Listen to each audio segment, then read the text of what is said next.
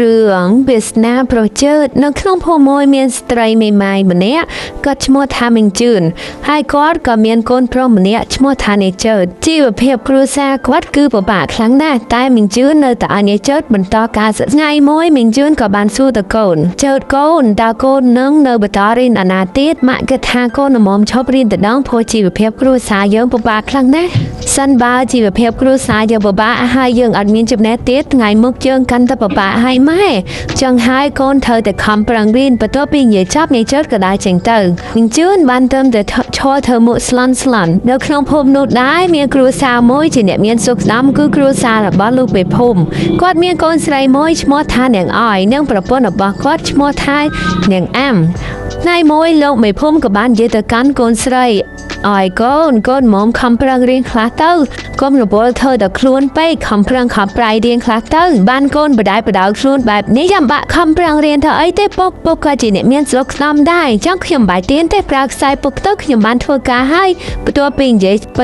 យាយចប់នាងអយក៏ដើរចេញទៅទុកឲ្យតែលោកមេភូមិហើយនឹងនាងអាំនឹងឈរមើលកូននឹងពីក្រៅខ្នងភ្លាមនោះប្រពន្ធរបស់គាត់ក៏បាននិយាយទៅកាន់លោកមេភូមិថា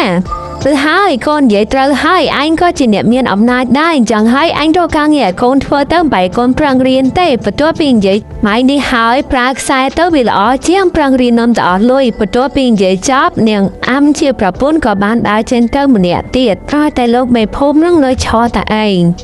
បងថ្ងៃបន្ទាប់គ្រួសារទាំងពីរគឺបាននាំកូននឹងទៅផ្សារតែចេដានអីនឹងក៏បានជួបគ្នានៅតាមផ្លូវភ្លាមនោះម៉ាក់របស់អើយអ្នកជឿនកំពុងតែនាំកូនប្រុសសំណាប់នឹងទៅណាដែរហើយកូនប្រុសនឹងមិនដែរនៅរៀននៅសូនតាអីគឺមើលក៏ឈប់រៀនទៅធ្វើការសំណងអូអ្នកអើយគឺកូនខ្ញុំនឹងនៅរៀនធម្មតាទេអត់ទាន់បានឈប់រៀនទេ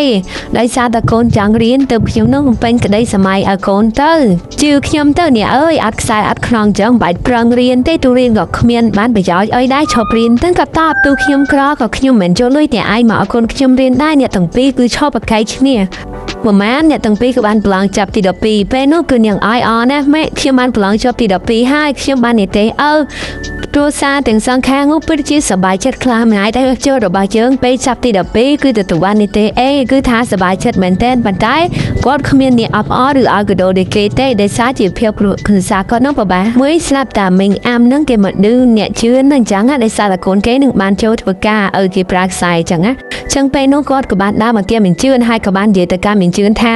ឃើញទេអ្នកជឿនខ្ញុំប្រាប់ហើយថាគ្មានខ្សែគ្មានខ្នងបាយរៀនទេរៀនចប់ឃើញអត់នៅទីអញ្ចឹងឯងហើយមិនប្រឹងរៀនឲ្យកូនរៀនទាំងត្រាប់នោះហាកូននិយាយឲ្យស្រ័យផងណៃមិនជឿនមិនតបទេកូននិយាយឲ្យក៏បានត្រឡប់ទៅវិញទៅយប់នេះចោតគឺថាគេមិនលក់ទេដោយសារតែគិតពីអនាគតថាតើខ្លួននឹងគួរធ្វើអីឬក៏ទៅរៀនតាឬមួយក៏យ៉ាងម៉េចគាត់ស្មុគស្មាញមែនតើចោតកូនតើកូននឹងគិតចង់រៀនតាឬអត់ឬមួយក៏រកការងារធ្វើកូន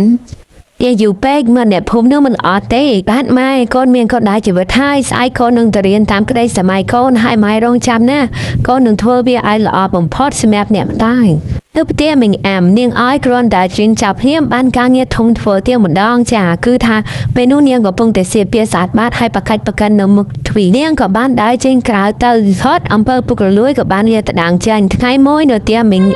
អាំគឺថាបលិសមកនិយាយសួររកប្តីមីងអាំដោយសារប្តីមីងអាំនោះប្រព្រឹត្តអំពើពុករលួយជួញដូរផ្សេងក៏ដូចជាការពុករលួយផ្សេងជាដើមមីងអាំភ័យខ្លាំងណាស់ឈរញ័រដៃញ័រជើងខ្លួនមិនបានដឹងរឿងនេះជាមួយទេខ្លួនមិនដឹងទេមានតែប្តីខ្លួនទេដែលអ្នកប្រព្រឹត្តមីងអាំបានយល់លេះរួចខ្លួនតែខ្លួនឯងតែប៉ូលីសនៅតែមិនលើកលែងឬមកមើលពីវាសនារបស់ប្រុសជើតវិញយ៉ាងអស់គ្នាក្រៅរៀនចាប់គឺគាត់អាចជួយម្ដាយគាត់មានផ្ទះស្រុក10មានឡានជើងក៏ដូចជាជីវភាពគ្រួសារនឹងល្អប្រសើរជាងមុនថ្ងៃមួយនាយចើតបាននាំម្ដាយដើរលេងនៅទីកំសាន្តពេលនោះក៏បានជួបជាមួយនឹងសាច់ញាតិរបស់នាងអាំចឹងថាគាត់នឹងបានមកលេងទីនោះដែរពេលនោះគាត់ក៏បាននិយាយសម្ដីអាសរោះទៅកាន់នាយចើតថាមិនហើយក្មួយចើតក្មួយឯងនឹងរកស៊ីអីជួញដូរថ្នាំមិនបានតែមានលៀនអញ្ចឹងហើយអីនឹងគាត់និយាយចប់ភៀមនោះនាយចើតក៏បានតបថាសំតោមីងខ្ញុំរកមកដោយសមត្ថភាពខ្ញុំមិនមែនដោយគ្រូសាមីងឬក៏បងប្អូនមីងទេតែធ្វើការដោយពុករលួយនេះហើយលទ្ធផលអាំងខ្សែអាំងអំណាចចំណែកខ្ញុំគឺបានមកដោយសមត្ថភាពពិតដែលចូលអំពើពុករលួយមិនអាចបាំងយូរទេមានតែចំណេះដឹងពិតប្រាកដប៉ុណ្ណោះដែលជួយយករួចភ័ព្វពីភាពក្របាន